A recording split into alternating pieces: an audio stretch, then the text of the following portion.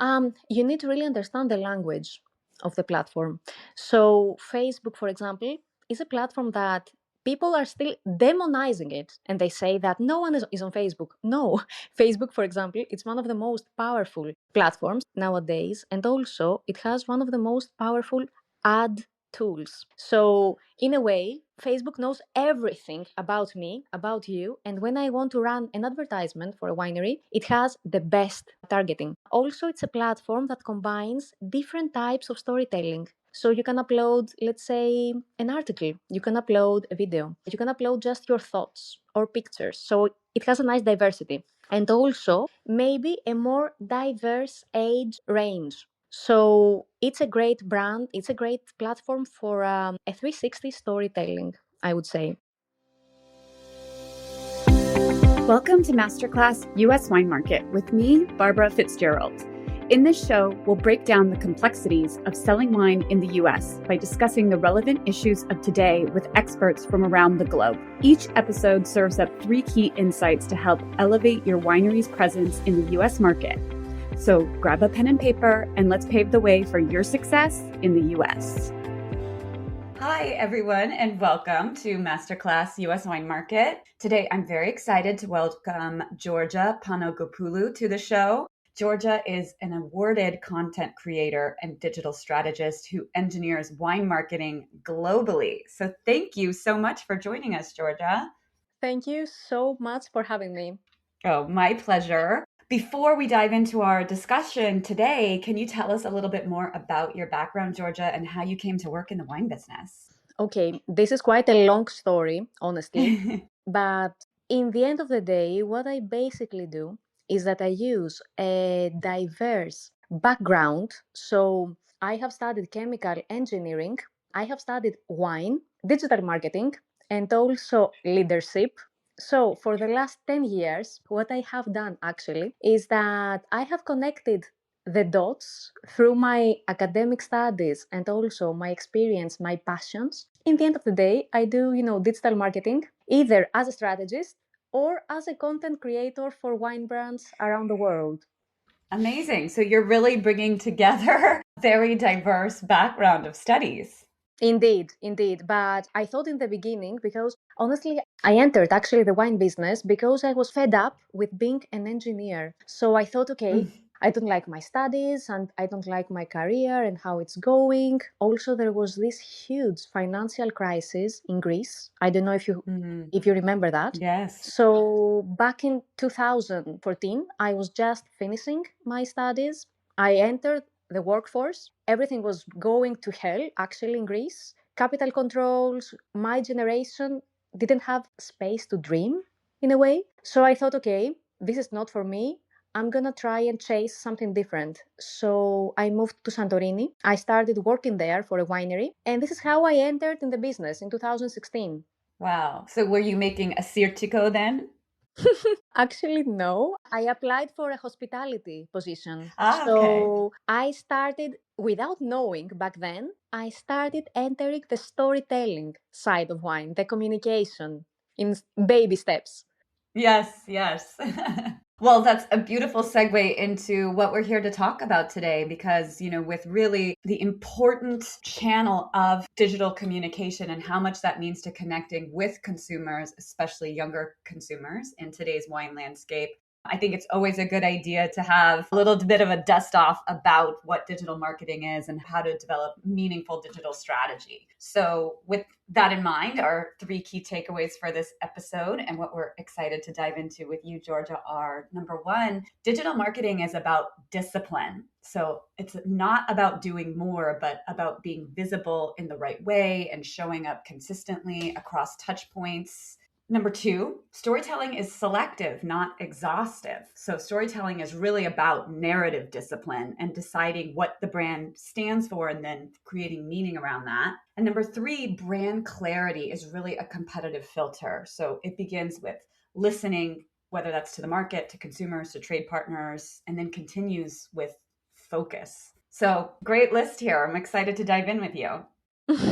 Yes, yes. I think it's, digital marketing, storytelling, and in general, brand clarity, maybe for the old world, let's say, the European market, it's something that people are now starting to really navigate, especially after COVID. The producers understood that my connection with the consumers, it's not just the end point, the market, the restaurants, the bars, the, I don't know, supermarket, let's say. They Hmm. understood that they should really build a long-term relationship with the consumers and also sell in different ways. And it's something new. I understand that for the wine industry. I was there since the day one that social media digital marketing started to grow slowly, like 10 years ago. And I'm very excited that I have seen how the landscape is evolving.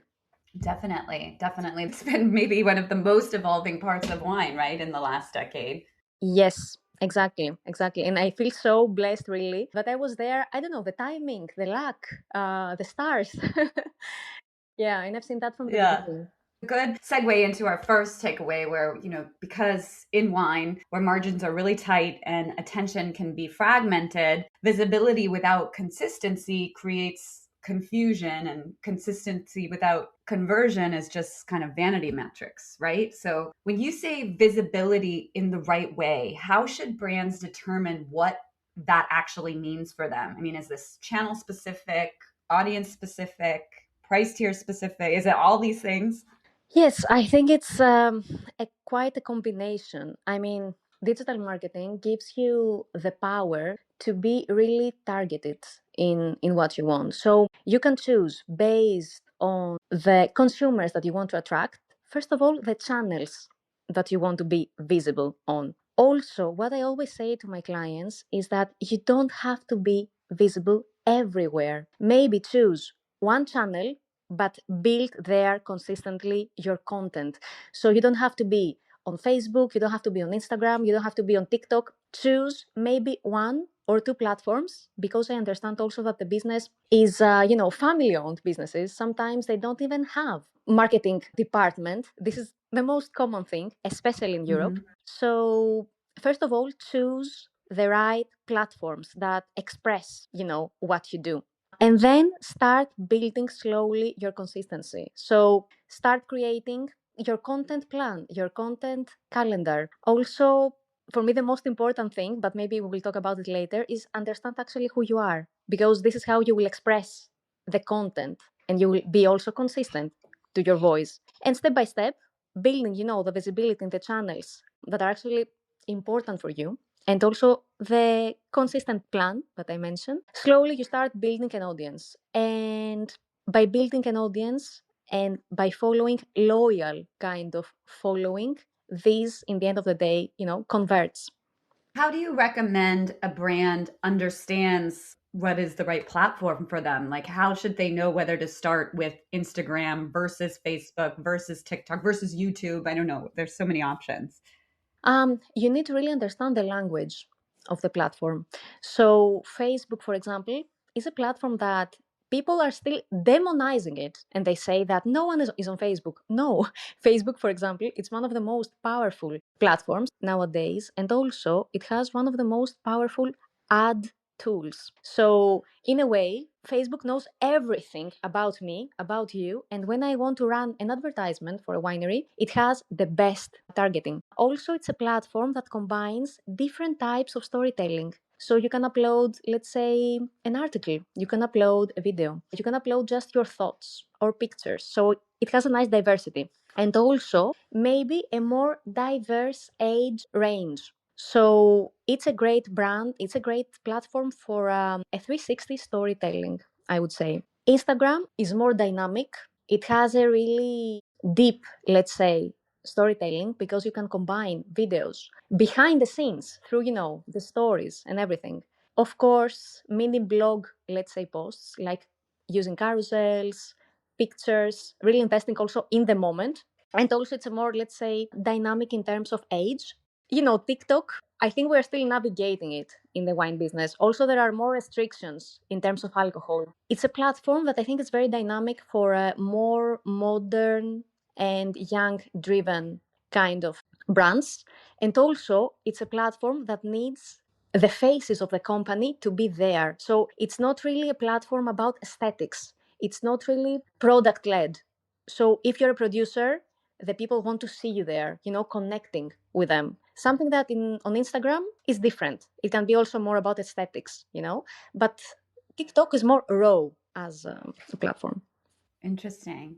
So, which one would you say? I guess mostly you kind of already answered that TikTok is definitely a little bit of a younger focus, but between Instagram and Facebook, who has the more broad range of age demographics? And I guess my follow up question to that is, does it even matter? Because if you're trying to focus, does it matter if there's a broad age range demographic? I think, I mean, these platforms are, meta platforms, in my opinion, and I always advise my clients to be in both platforms. Also, they are connected, so you can even schedule even the same posts if you don't have time Mm-hmm. in both platforms. I wouldn't say to someone, use just Instagram, use just Facebook. I think your basic platform should be those two. For example, YouTube, it's so difficult for a winery to invest in such long form videos, for example. But I think Facebook, Instagram are essential for any brand nowadays. You can't be just on Yeah. Facebook, you can't be just on Instagram. And like you said, they're both meta platforms, so they run in conjunction pretty well. Exactly, yes. And maybe if you have time, let's say, you can create more tailored content on Facebook versus Instagram. But I tell you from experience, it's very difficult for a winery to do that. Yeah. So it's fine to share the same content in both places. It'll still perform well. Yes. Okay, that's good advice. If you have a content manager or a social media manager, yes, maybe you can be even more customized, tailored in each platform. But I think it's very complicated, and we're talking about family wineries. We're not talking about Gallo, for example. Yeah. And what about LinkedIn? Is that an important place to be active? In my opinion, it's one of the most fantastic platforms, super clean, super targeted, super focused in what you do. And I think a winery should use it again, not only, let's say, having a page for their winery, so a presence that is only commercial, only the page of the winery, but connecting it with faces of the winery. This is how it makes like a really good conversion. So if you have a page of the owner, for example, or of a spokesperson, I don't know, someone who represents the brand, and this person can really act as the storyteller of the brand, who speaks to the trade, to the sommeliers, to the restaurant owners. This is the person that people feel that they have access to make business. So he's the person behind the brand. The brand is, let's say the side story in a way, but the storytelling of the brand is enforced and endorsed by the person. Yeah. So you keep reiterating the word person and kind of personality. And it's really important these days. You mentioned it on TikTok, you're mentioning it on LinkedIn. And is that also important on Facebook and Instagram, or less so? That can be more about just the brand. The brand is the personality. Of course, it's important. But in these platforms, it can be also, let's say, more of a mix. People expect to also consume content that maybe it's more branded. But in any case, you always want a mix. You want to Mm-hmm. both communicate your wines, but also the people and the stories behind. We should never forget that wine is not a generic product. And also, wine sells through relationships. It's Yeah. not makeup, that I saw something online and I liked the lipstick on an influencer that I like. It's about really connecting with a brand because it's not a purchase on the spot. You will think about it. You will go in the restaurant and you will check the list and think. So it's not a spontaneous purchase. Right. Well, let me ask you, many wineries might be on social media, have an active digital presence, but it's not necessarily strategic. So therefore, it might not really be converting that visibility that they have into a customer or into a brand ambassador. So Hmm. what are kind of the common disconnects you see between being active versus being strategic? Yeah, this is actually, I think, the biggest challenge for wine brands. And because it's something that I also do, so mentoring, actually, acting as a consultant for wineries to really understand their story and say it out loud to the world. What I always see is that wineries have so many stories They have so many ideas, but in the end of the day, they don't understand exactly the core of their brand. So they copy trends, they copy what is relevant, or they just post just to post without a specific strategy behind. And this is why they're getting lost in the sea of content. So this is why I always say to the wineries, you don't need to post more. You need to post with intention. Even if you post, let's say, once per week, make sure that these posts has a meaning behind. Maybe it connects on a deep level with someone because it inspires, or it's educational, or it's, I don't know, funny. Maybe you post something that gives to someone a direction, an advice, a tip, a food and wine idea. So when you post without having the consumer in mind, but you post talking in the end of the day to yourself, this is how you don't convert. You need to always bring to the world valuable content. And when I say valuable, it doesn't mean that it has to be serious. It means that it needs to have a specific goal, as I mentioned before. Fun, educational, I don't know, advice, inspiration, and always connect this content with your world. Don't try to copy trends or other people. Understand who you are. When you say don't try to copy trends, what do you think though about, videos that are trending on, like stylized videos that do trend on social media? Should a winery, kind of every now and again do a version of that for fun? Or like, I mean, that could be part of their strategy, but it shouldn't be all they're trying to do? Or Mm-hmm. what do you think about that?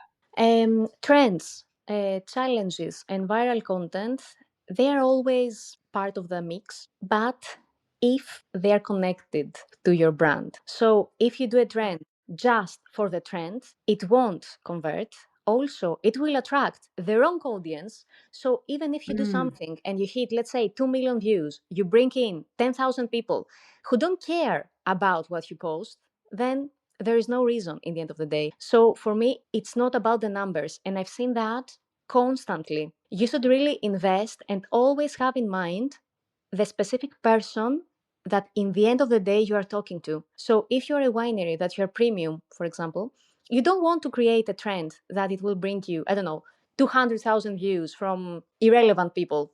So again, you need to think strategically. Even if you use a trend, use it, but with your own voice, tone, and angle in terms of your philosophy. Yeah, that's really great advice. So thank you for that. Right now in the US, we are in what everyone is calling a demand correction economy. And I think that's true outside of the US and many places too. Everyone is saying, sales are down because demand is changing. So the market is correcting itself based on this lessened demand.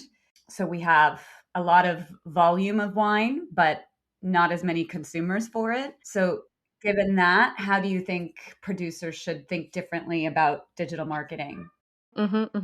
Yes, I mean, this is a reality all over the world, right? Also in Europe, there is a huge challenge. I mean, you've seen it everywhere. Yes. People ripping off vines, etc. So for me, this is one of the biggest opportunities for the wine industry, and I will explain why.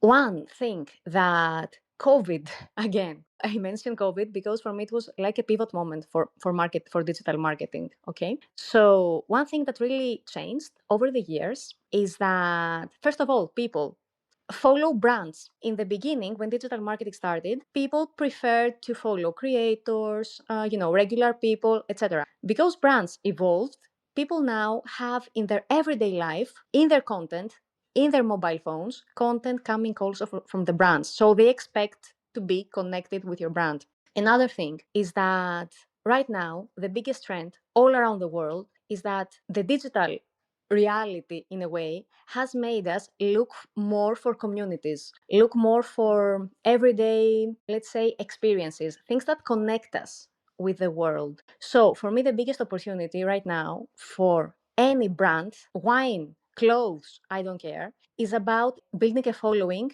that is also a community. This is how you sell wine. So, if you build, in a way, your own universe around your brand, this is how you convert. And you're not going to sell just online. Maybe you want to create small events that connect the community that already exists. Maybe you want to make, I don't know, pop-up events, whatever. So digital marketing, we need to think about it strategically, not only in the space that it creates online, but also offline. And this is, for me, right now, an opportunity that if the brands really understand it, they will be super, super successful. So how do you build a storytelling that creates connection? You don't have to be just active on your Instagram page. Maybe you also have a closed, I don't know, Discord group. Maybe you have a small Facebook group. So you can connect with people also in other ways. You can create your small wine club in a way as a winery. Yeah. I think this is a good segue then into our second takeaway, which is really talking about the clarity of narrative and the competitive advantage that creates, because it's really emotion that drives loyalty, not just information. So when you're building this community, what is it that makes a wine story really compelling today, even versus, 5 or 10 years ago? The people. 10 years ago, we were talking about let's, build the story around the people, let's bring more life to the winery. Right now, if your brand is faceless, it's like inexistent. And people need to understand that. There are so many good wines around the world. So people don't care to see your bottle on your page. They really don't care. They want you to maybe say a nice story, having a glass of wine and, having your bottle on the video, for example. So right now, the most successful examples around the world are brands that the people are out there and they're connecting with the audience. This is how you start really differentiate from other people, showing who you are, why you are doing what you're doing, and what it is that you're doing. So get out there, show who you are. Yeah. So part of this too, though, is kind of deciding what not to include in the narrative, right? Because Mhm. as a brand, you could list off an exhaustive thing about who you are and what makes you special. So how do you decide what gets edited out, I guess? This is one of the most strategic decisions. Whenever we start building the content strategy for a winery, we have these sessions where we are getting very, like, we're having a deep dive into the essence of each brand. So, in my opinion, even if you're a small winery, you need to build your brand plan. It's your map in terms of communication. And this is where you negotiate the things that are essential for your brand and the things that you don't want to touch. So it's very important for each winery to have in mind their content pillars in a way. This is your idea, your bank of ideas, and the things that for you are non-negotiable that you want to, bring out to the world. So in my opinion, creating content, creating a strategy is also something that is very connected to your inner self, the inner work that you have done as a brand and as a personality. So then, would you say that storytelling primarily drives acquisition of new customers or retention of customers, or both? A successful strategy should do both. It's like being a shepherd, with your goats, with your animals, but you want to protect them, but at the same time, maybe you want to bring new in. Mm-hmm. So I know it's tricky. I know it's challenging. In the end of the day, this is such a difficult kind of work because you're not just creating content. You are a psychologist, really. You need to be always, always updated for the trends. You need to always think ahead. You need to be a storyteller. You need to do many, many things. And this is why it's a proper job. And in the end of the day, yes, you should be super, super strategic. How do I keep my already clients, followers, whatever, happy? And how do I bring in new people who might be interested in what I'm doing? So is the strategy for that different, or what do you normally recommend for your clients versus, acquisition versus retention? It should be different. At the same time, it shouldn't make people who already know you, let's say, feel that you're not doing something naturally. But for example, Mhm. as you mentioned before, in terms of content, a type of content that is more long form, that gives more value to your audience, is the type that keeps the people coming back. But the more, let's say, awareness type of content, more viral but adapted to what you do, this kind of content can bring new people in. And in my opinion, when I say don't copy, I mean it, don't copy, but get inspiration. For example, maybe a winery wants to create a mini podcast series in their Instagram account, maybe inviting, I don't know, maybe when the visitors come to have a glass of wine, maybe they sit down and the visitor says a small story while enjoying a glass of wine that has nothing to do maybe with wine, the story. It can be, I don't know, the people who visit us. You understand what I'm saying? So get Yeah. inspiration from what is happening around the world and apply it to your own personality. Yeah. It sounds a little bit too like you're saying maybe storytelling is less about, you know, terroir and things like that specifically, and more about connection points with the consumer. Is that right? Of course. Or Of course.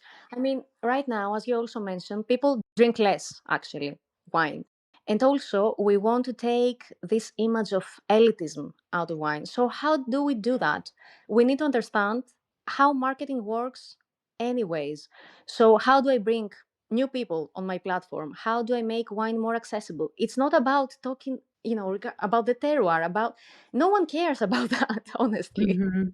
I mean, you can talk about your terroir, but again, in the right audience, in the right context. Maybe because you are doing an amazing dinner for the sommeliers who act as your brand ambassadors. So each action that you're doing, because also hosting a nice dinner for sommeliers, for example, is a marketing activity, needs to have a different approach.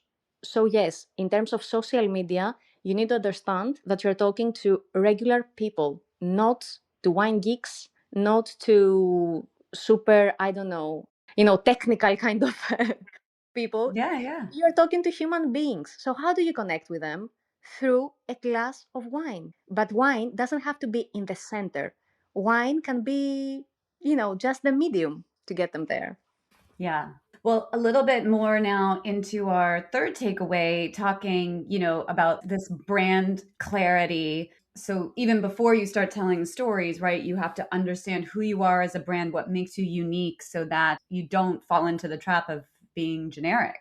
Mm-hmm. So, well, first of all, how is it that a brand can determine, who they truly are? I know this sounds like such a silly question because, of course, a brand knows who it is, but I guess it's also about determining who they are to a consumer. How does a brand go about doing that? It's not a stupid question at all. Because I tell you, I work all the time with brands that they think they know who they are, but they communicate something totally different. So, in the end of the day, this is why I tell you that, in my opinion, the best leaders that I have met in my life are people who have also done the inner work.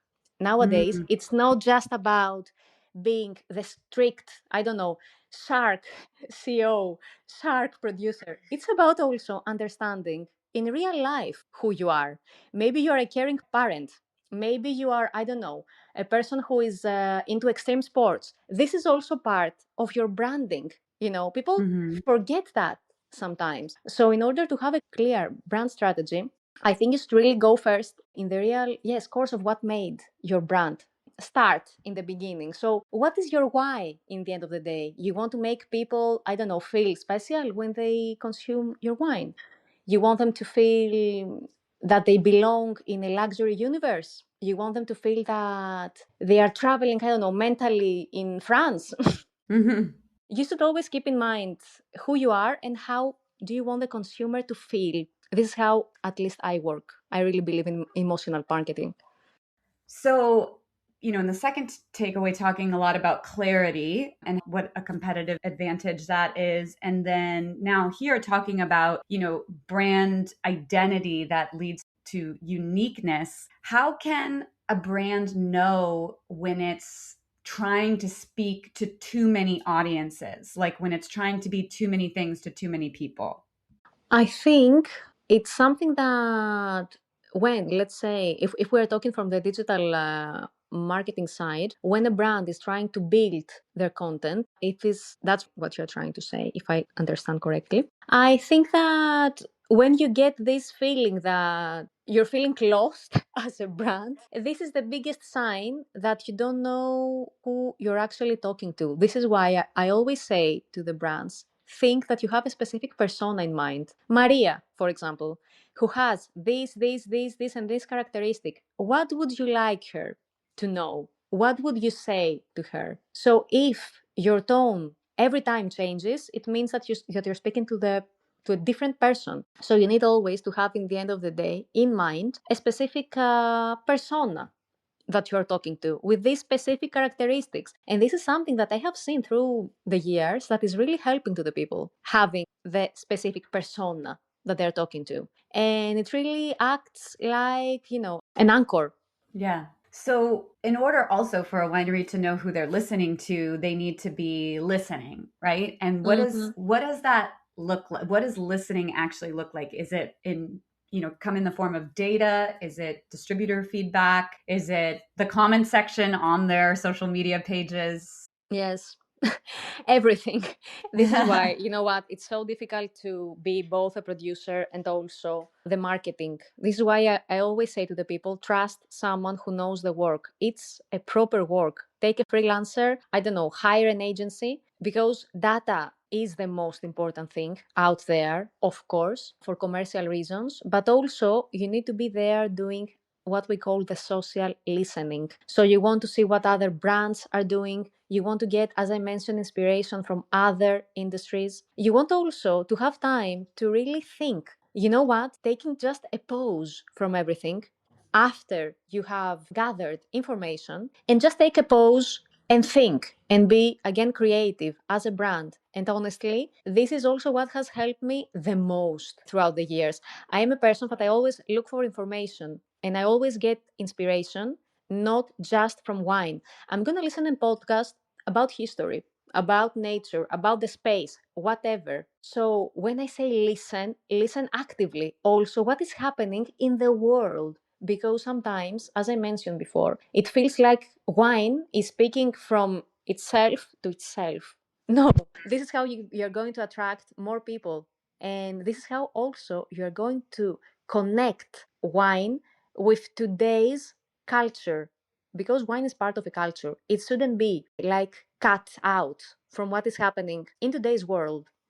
Yeah. I think that's an important call out that you have to be aware of what's happening in the world around you beyond just wine. Of course, of course. I mean, if a brand, for example, is really trendy, maybe when the Super Bowl is happening, they want to create something that has to do, with the Super Bowl, but with Yeah. their own voice. So this is why I'm saying, actually humanize your brand. Think your brand about as a product that it's part of everyday life, because wine can be in the house of people throughout their day, throughout their week. So make it an occasion that matters, gives them meaning, and it's fun. Yeah, definitely. All right, I have one final question for you. If you were advising, a small to mid-sized winery today, Mhm. what is the first thing that you would have them do to kind of start creating this brand clarity? I always start with long sessions of discussions, you know. So, first, I always want to understand the brand. So, as I mentioned, I'm an engineer by nature. I have also studied engineering. I have background in engineering, in wine, in digital marketing, and in leadership. So I understand the product, the market, the people behind it, and I know how to connect the dots. So for me, always the first step is to accumulate, to gather all the information that for some people might seem scattered, but for me, it's the first point that with my creativity, I start connecting the dots and giving solutions. I think this is the first step, discussing very deep about things that have to do with your brand, and then creating an even more strategic conversation after the first, conversation. I go even more deep and create an even more strategic conversation regarding more specific challenges of the brand. So the first point for a brand is to understand the weaknesses, the opportunities, what they're really good at, where they want to go, where do they see themselves in the future. And then, based on all these information, start building on them strategically. So you need the data and the vision. Yes. Vision and data. Yes, vision, data, and awareness. Because if you think that you're a brand that you are not, sorry, but you're not going anywhere. And it's okay if you're a small brand and you think sometimes small for some people. Maybe that's your strategy, and it's okay. Yeah. Yeah. Not every brand has to become a million bottle production. No, not at all. Yeah. Well, that I think is a great place to kind of start wrapping it up. And thank you so much for all of these incredible insights, Georgia. As we wind down here on Masterclass US Wine Market, we like to ask our guests 3 questions to help our listeners better understand this episode and the US market. So if you could try to answer in just a few sentences if you can. But what is your number 1 tip for mastering digital strategy in 2026? First of all, digital marketing is not a hobby. So I would say the information is out there. Sign up to a nice tutorial, really sign up and start learning the basics. Great piece of advice. Number 2, what is something you would have told your younger professional self about working in wine? I would say trust more your voice and your dream and your vision. You don't have to be like nobody else. Yes, I love that. Okay, and then number 3, where is your favorite place to drink wine in your hometown? In my balcony. I live in the center of Athens. I have so many wines also in my house, people sending me over, etc. Yes. And because of my work, I always get together in dinners, in wine fairs, in wine bars, etc. And because I'm also a very creative and in my head person, it really gives me clarity to just have a glass of wine sitting in my balcony, just watching. Watching the world go by. Yeah. I love that. I love that. Well, thank you again, Georgia, for your time and everything that you've shared with us today. How can our listeners connect with you? Oh, please, you can always find me, of course, on my Instagram page. It's wine.genie, wine genie. You can find me also on Facebook with the same way, also on LinkedIn. And yeah, that's it for now. All right. Wonderful. Well, thank you again so much for joining us. And I hope we get to bump into each other soon. Me too. Thank you so much for having me, Barbara. Cheers. Take care. Cheers. And that's a wrap for this episode of Masterclass US Wine Market. Thank you so much for joining us. If you enjoyed this episode and want to stay up to date with the latest industry trends, remember to like, follow, and share our podcast. And if you find value in our conversations, please leave us a review to help others discover the show and grow our community. Stay tuned for new episodes every Monday. Until then, brindiamo il vostro successo.